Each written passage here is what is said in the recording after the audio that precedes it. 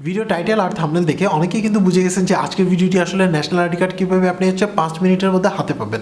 But এর মধ্যে আরেকটা কথা বলে নিই যে আজকের ভিডিওটি যদি আপনি প্রথম থেকে শেষ পর্যন্ত দেখেন তাহলে সেই ক্ষেত্রে আপনি এতটুকু কনফার্ম থাকেন যদি আপনার ন্যাশনাল আইডি কার্ড অলরেডি হাতে থেকেও থাকে তারপরে আপনার জন্য এক্সট্রা বেনিফিট পাবেন। বিকজ অফ আপনি কিছু টিপস শেয়ার করবো, যে টিপসগুলো ফলো করলে আপনার লাইফ আসলে অনেকটা সিম্পল হয়ে যাবে। বিশেষ করে এই এনআইডির ক্ষেত্রে অনেকে দেখা যায় এনআইডি ক্যারি করতে পারে না, তাদের ক্ষেত্রে অনেকটা হেল্পফুল হবে। So hello viewers, this is Mahfuz from Railtech master. আজকে আমি আপনাদেরকে জানাবো কিভাবে আপনি আসলে 5 মিনিটের মধ্যে আপনার হাতে আপনার এনআইডি কার্ড পেতে পারেন এবং এই ক্ষেত্রে কী কী রুলস আছে এবং আপনি এক্সট্রা কীভাবে আসলে অ্যাডভান্টেজ নিতে পারেন এই অনলাইন সার্ভিস দিয়ে। সো ভিডিওটি শুরু করার আগে আপনি যদি আমার এই চ্যানেলের নতুন দর্শক হয়ে থাকেন তাহলে অবশ্যই সাবস্ক্রাইব করবেন, আর যদি অলরেডি সাবস্ক্রাইব করে থাকেন তাহলে thank you so much. So চলুন ভিডিওটি শুরু করি। আমাদের আজকের স্পন্সর রেলমাটি.com। এখানের মধ্যে আপনি পেয়ে যাবেন বিভিন্ন টাইপের গ্যাজেট আইটেম এবং অফিসিয়াল পেজ, যেটার মাধ্যমে আপনি চাইলে আলি এক্সপ্রেস থেকে যে কোনো প্রোডাক্ট নিয়ে আসতে পারেন বিকাশ বা রকেটের মাধ্যমে পেমেন্ট করে, বা নেক্সাস পে ইউজ করে পেমেন্ট করে আপনি চাইলে আলি এক্সপ্রেস থেকে যে কোনো প্রোডাক্ট কিনতে পারেন। সো মূল প্রসেসে যাওয়ার আগে আপনার আসলে কয়েকটা জিনিস জানতে হবে, যেগুলো জানার পরে আপনি আসলে মূল প্রসেসে যেতে পারবেন। নাম্বার 1 হচ্ছে আপনি যদি ভোটার রেজিস্ট্রেশন করে থাকেন বা এনআইডির জন্য অ্যাপ্লাই করে থাকেন এবং আপনি যদি ছবি তুলে থাকেন, সেই ছবি তোলার পর থেকে 6 মাস যদি আপনার অলরেডি 6 মাস আগে যদি ছবি তুলে থাকেন তাহলে সেই ক্ষেত্রে আপনি এটা পসিবল, এটার ক্ষেত্রে আপনি পাবেন অনলাইন থেকে ডাউনলোড করতে। দ্বিতীয়ত আসে হচ্ছে এছাড়াও আপনার কাছে যদি ন্যাশনাল আইডি কার্ড অলরেডি থেকে থাকে বা ভোটার আইডি কার্ড অলরেডি থেকে থাকে তাহলে সেই ক্ষেত্রে আপনি আসলে অনলাইন কপি বের করতে পারবেন। দুইটাই ক্ষেত্রে পসিবল।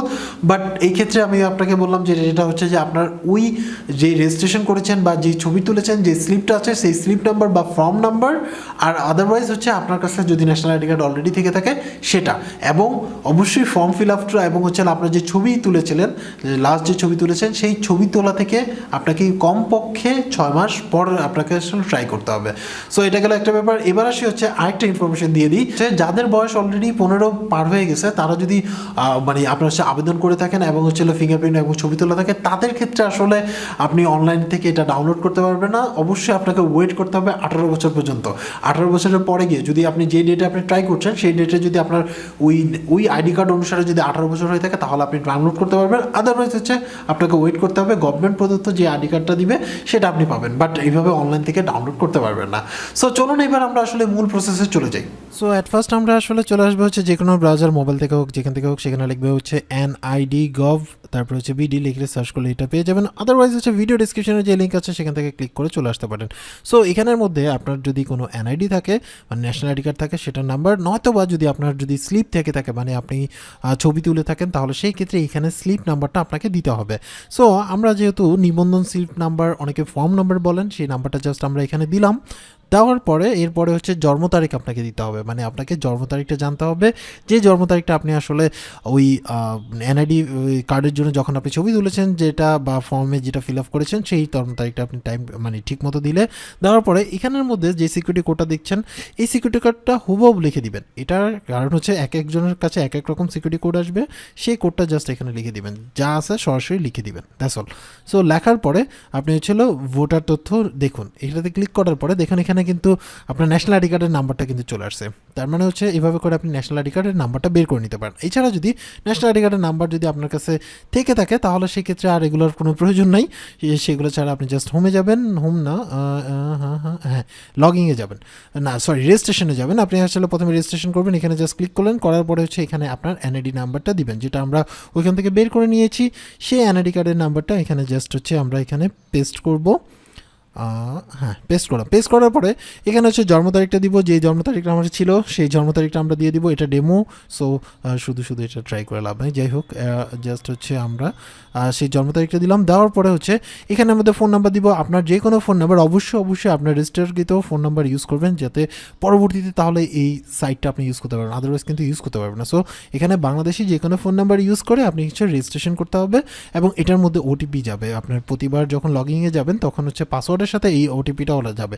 সো এখানে একটা পারফেক্ট ফোন নাম্বার দেবেন। আমি যদি এটা ব্ল্যাঙ্ক রাখতেছি, আমি পরে দিয়ে ইনক্লুড করে দিচ্ছি। এরপরে চাইলে আপনার যদি ইমেল অ্যাড্রেস থাকে তাহলে ইমেল অ্যাড্রেস দিবেন, আর না থাকলে নাই বাদ। তারপরে আপনার বর্তমান ঠিকানার বিভাগ দিবেন, জেলা দিবেন, এবং আপনার জাস্ট আপনার থানা দিবেন। এই 3টা জিনিস দিবেন, এখানে সার্চ করে পেয়ে যাবেন। সো মজার কথা যে এখান থেকে ধরুন এই যে রাজশাহী দিলাম আমি, দুইটাই আর কি, স্থায়ী এবং হচ্ছে অস্থায়ী। যেটা ন্যাশনাল আইডি কার্ডের আপনি ফর্মের মধ্যে যেগুলো দিচ্ছেন সেগুলো সিলেক্ট করে দিবেন। এবার আসে হচ্ছে পাসওয়ার্ডটা অনেকে ভুল করে, সেটা হচ্ছে নেয় না বলে। সো এটা হচ্ছে 8 সংখ্যার পাসওয়ার্ড দিতে হবে। এর মধ্যে হচ্ছিল ক্যাপিটাল লেটার এবং হচ্ছে স্মল লেটার মিক্স করে দিতে হবে। ক্যাপিটাল লেটার স্মল লেটার বলতে হচ্ছে, আমি সহজ ভাষায় বলি, মনে করেন যে বড় হাতের এ দিলেন, বড় হাতের বি দিলেন, তারপর হচ্ছে আপনি ফোন নাম্বার লিখলেন বা যে কোনো কিছু একটা দিলেন, তাহলে হচ্ছে ওটা পাসওয়ার্ড হিসেবে নিয়ে নেবে। তো এইভাবে করে আপনি আসলে লিখতে হবে। 12 সংখ্যার মধ্যে হতে হবে এবং 8 সংখ্যার বড় হতে হবে। ফর এক্সাম্পল পুরো ফোন নাম্বার দেওয়া যাবে না, এরকম টাইপের আর কি। দুইটা সেম জিনিস দিবেন। দেওয়ার পর হচ্ছে এই যে সিকিউরিটি কোড, এটা হচ্ছে এখানে পাশে যেরকম লেখা থাকবে ঠিক সেভাবে লিখবেন, ঠিক আছে? একেবারে যা যেভাবে আছে, বড় হাতে ছোটো হাতে যেভাবে মিলানো আছে সেভাবে জাস্ট লিখে রেজিস্ট্রেশনে ক্লিক করবেন। করার পরে প্রসেস ক্রিয়েট হয়ে যাবে এবং হচ্ছে আপনার রেজিস্ট্রেশনের জন্য আপনার ফোনের মধ্যে একটা মেসেজ চলে আসবে। সো যে মেসেজটা আসবে সেই মেসেজের মধ্যে একটা ওটিপি থাকবে, মানে ওয়ান টাইম পাসওয়ার্ড থাকবে। সেই পাসওয়ার্ডটা আপনাকে এখানে কোডের ঘরে দিতে হবে। এখন এই ক্ষেত্রে অনেকটুকু টাইম লাগতে পারে, সেই জন্য আপনাকে হয়তো বা ওয়েট করতে হতে পারে। দেন হচ্ছে আপনার মোবাইলে ওই ওটিপিটা চলে আসলে এখানে জাস্ট হচ্ছে কোডটা দিয়ে দিবেন। তো এই ক্ষেত্রে যে কোডটা আসবে সেটা জাস্ট লিখে দিবেন। লেখার পরে হচ্ছে রেজিস্ট্রেশন ক্লিক করবেন। যদি না আসে তাহলে পুনরায় কোড পাঠান, এটাতে জাস্ট সিলেক্ট করবেন। তো এখানে চলে আসলেন, আপনার অ্যাকাউন্ট কিন্তু ভেরিফাইড হয়ে গেল, মানে অ্যাক্টিভ হয়ে গেল। এবার হচ্ছে যে এনআইডি কার্ডের নাম্বারটা যেটা ছিল, সেই এনআইডি কার্ডের নাম্বারটা জাস্ট হচ্ছে কপি করে এখানে পেস্ট করে দিবেন, বা হচ্ছে যেটা আছে আপনি সেটা লিখে দিবেন। তারপর হচ্ছে আপনার বার্থডেটা সিলেক্ট করে দিবেন, জাস্ট হচ্ছে সিলেক্ট করে দিলেন, হ্যাঁ ওকে ফাইন, এটা সিলেক্ট করে দিলেন। দেন হচ্ছে পাসওয়ার্ড দিতে হবে। তো এখানে আপনি যে পাসওয়ার্ডটা সেট করেছিলেন সেই পাসওয়ার্ডটা আপনাকে এখানে দিতে হবে। এবার হচ্ছে ভেরিফিকেশন কোড আপনি কি মেলে চাচ্ছেন না মোবাইলে চাচ্ছেন, এটা সিলেক্ট করে দিতে হবে।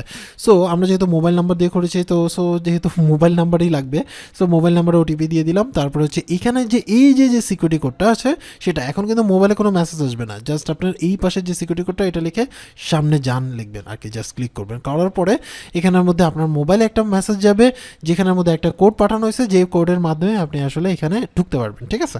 সো আপনার এই যে কোডের জন্য জাস্ট ওয়েট করতে হবে একটু। হ্যাঁ, আমাদের কোড চলে আসছে অলরেডি। সো আমরা জাস্ট হচ্ছে এখানে কোডটা টাইপ করব। তো এই ক্ষেত্রে ইমেল অ্যাড্রেস ইউজ করলে ইমেলের মধ্যে আপনার কোডটা যাবে, সেই কোডটা জাস্ট আপনি এখানে দিবেন। মানে হচ্ছে এটা ওয়ান টাইম কোড, এটা এমন না যে এই কোডটা আপনার প্রতিবারই সেমই থাকবে, এটা চেঞ্জ হবে, ঠিক আছে? সো আমি আমার কোডটা চলে আসছে, সো আমি আমার কোডটা দিয়ে দিলাম। দেওয়ার পরে হচ্ছে লগ ইন দেবেন, একটু টাইম লাগবে মেসেজ আসতে। লগ ইন দেওয়ার সাথে সাথে কিন্তু আমার এখানে সব কিছু ইনফরমেশনগুলো চলে আসছে। সো দেখতে পাচ্ছেন যে জন্ম তারিখ থেকে শুরু করে ইচ অ্যান্ড এভরিথিং চলে আসছে, যেটা আসলে সব কিছু দেখানো যাবে না, একটু ব্লার করা। সো এর মাধ্যমে কিন্তু আপনি অন্যান্য জিনিসপত্র ঠিকঠাক করতে পারবেন, তথ্য পরিবর্তন, ঠিকানা পরিবর্তন, কার্ডের আবেদনের জন্য, তারপরে ছবি পরিবর্তন, তারপরে হচ্ছে আবেদন হাতে লেখা, মানে এখানে সবগুলো অপশনে আছে। সো দেখতে পাচ্ছেন স্থায়ী ঠিকানা চেঞ্জ করার ক্ষেত্রে কী করতে পারবেন, মানে এনআইডির যত ধরনের ফ্যাসিলিটিস আছে সেখান থেকে আপনি এখানে চেক করে নিতে পারবেন। এখানে দেখুন অন্যান্য তথ্যগুলি দেখতে পারবেন, যেগুলো আপনি আপডেট করতে পারবেন, মানে ব্লাড গ্রুপ থেকে শুরু করে জন্ম নিবন্ধনের নাম্বার থেকে শুরু করে স্থায়ী ঠিকানা, ভোটার তথ্য, আপনি কোন এলাকায় মানে ভোটার, ওইটা সব কিছু আপনি এখানে আসলে ইনফরমেশন পেয়ে যাবেন। সো এখানের মধ্যে দেখতে পাচ্ছেন যে তথ্য পরিবর্তনের অপশন আছে, যেটার মাধ্যমে আপনি অপশনগুলো চেঞ্জ করতে পারবেন, এবং ছবি পরিবর্তন, মানে মোটামুটি সব কিছু আসলে এটার মাধ্যমে করতে পারবেন। তো এখানের মধ্যে আমরা পরিচয় বিবরণীতে ক্লিক করলাম। করার সাথে সাথে হচ্ছে আপনার আমাকে একটা ফাইল, আপনার হচ্ছে পিডিএফ ফাইল চলে আসবে। সো এই যে ফাইলটা চলে আসলো, জাস্ট হচ্ছে আমরা এই ফাইলটা সেভ করে নিব। এরপরে চাইলে আপনি আসলে এটাকে প্রিন্ট আউট করে নিতে পারেন, বা এইভাবে যদি চাইলে ইউজ করতে চান ইউজ করতে পারবেন, কোনো সমস্যা নাই। সো মূল প্রসেস তো শেষ, এবার আসে হচ্ছে কিছু টিপস অ্যান্ড ট্রিক্স। তো এইভাবে করে কিন্তু আপনি আপনার আইডি কার্ড পেয়ে যাচ্ছেন। তো এই ক্ষেত্রে কিছু টিপস দেওয়ার কথা ছিল, প্রথমেই বলেছিলাম।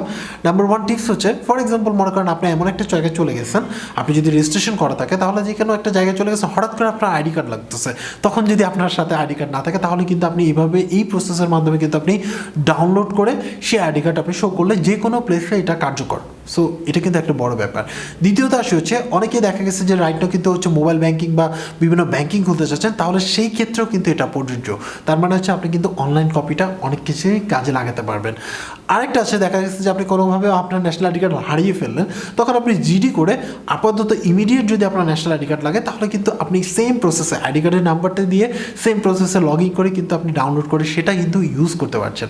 সো বুঝতেই পারছেন যে তার মানে হচ্ছে এটা রেজিস্ট্রেশন করে ইউজ করাটা আসলে অনেক বেশি ইম্পর্ট্যান্ট।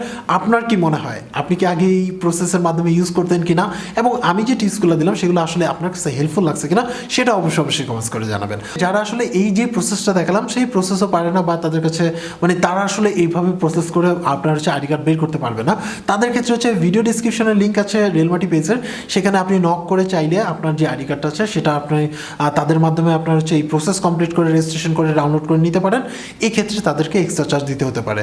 আর আপনারা তো সবাই মোটামুটি ভালোই ভিডিও দেখেন, কিন্তু দেখা গেছে যে লাইকের সংখ্যা একটু কম পাই, আর একটা হচ্ছে সাবস্ক্রিপশন তো আসলে বাড়তে আসছে না। সো কনসিডার সাবস্ক্রাইব করে পাশে যে বাটন আছে সেটা ক্লিক করে আপনি হচ্ছে অল করে দিবেন, তাহলে হচ্ছে নতুন যখন ভিডিও কোনো পাবলিশড হবে তখন সাথে সাথে আপনার নোটিফিকেশন পেয়ে যাবেন এবং ভিডিও দেখে আপ টু ডেট থাকতে পারবেন। সো আজকে এই পর্যন্তই, সবাই ভালো থাকবেন, সেফ থাকবেন।